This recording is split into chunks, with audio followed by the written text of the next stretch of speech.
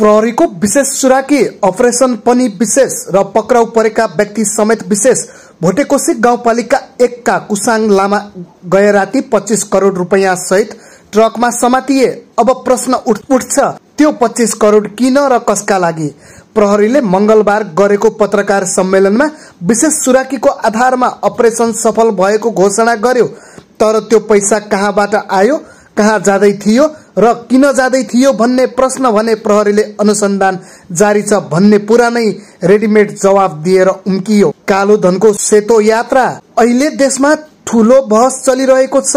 के यो रकम कुनै ठूलै नेता, ठेकेदार वा व्यापारीको कालो धन त होइन? कतै कमिसनको कुरा मिलेन भनेर बीच बाटैमै ट्रक रोकिएको त होइन? अहिले देशमा ठूलो बहस चलिरहेको छ। के यो रकम कुनै ठूलै नेता, ठेकेदार वा व्यापारीको कालो धन त होइन?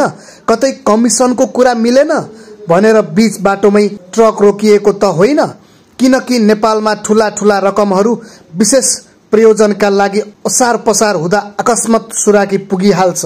ट्रकको गन्तव्य चीनको सीमासम्म भएको बताइन्छ। कतै यो रकम भर्खरै खुलेको सुन तस्करी प्रकरणसँग सम्बन्धित त होइन? नेपालमा डलर र युरो ट्रकमा हालेर लैजाने संस्कृतिले नयाँ गति लिएको हो कि? यस घटनामा एउटा रोचक पक्ष भनेको ट्रकमा लेखिएको शायरी हो।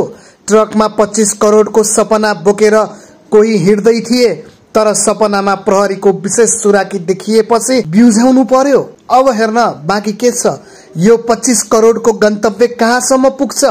पुलिसको अनुसन्धानले के भन्छ? कि फेरि कागलाई बेल पाक्यो हर्ष न बिस्मात बन्ने हो?